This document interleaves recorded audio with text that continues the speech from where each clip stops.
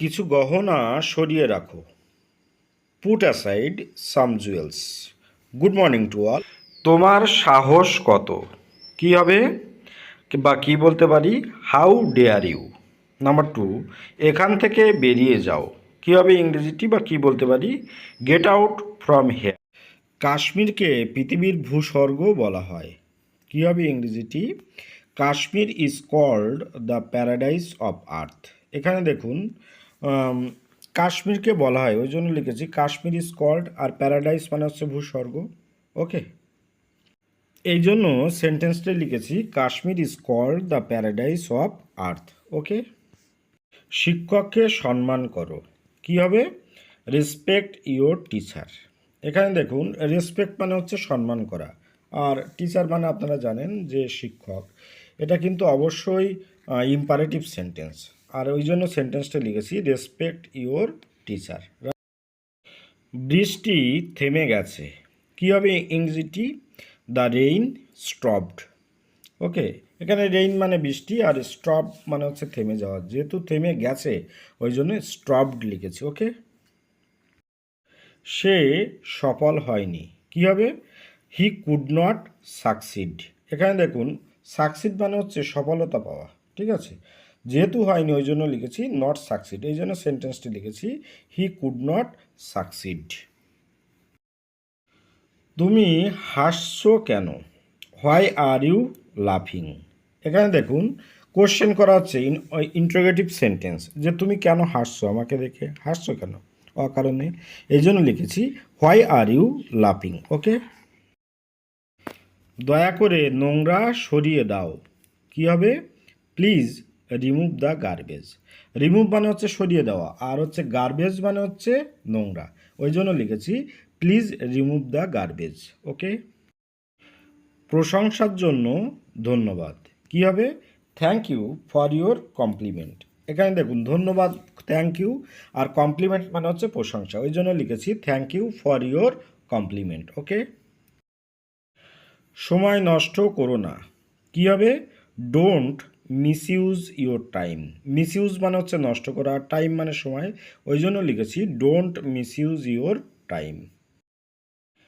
মিথ্যা বলো না। ডোন্ট টেল এ লাই। একদম কমন সেন্টেন্স, আমরা সবসময় বলে থাকি, কিন্তু এই মিথ্যা কথা বলবি না, এরকম বলি চলতি কথায়। তাহলে কী হবে ইংরেজিটি আমরা কি বলতে পারি? Don't tell a lie. Okay, helpful হবে। মায়ের মতো আর কেউ হয় না। কী হবে ইংরেজিটি? There is no substitute of mother. Okay, ভবিষ্যতের জন্য কিছু খাবার সঞ্চয় করো। ইংরেজিটি হবে save some food for future.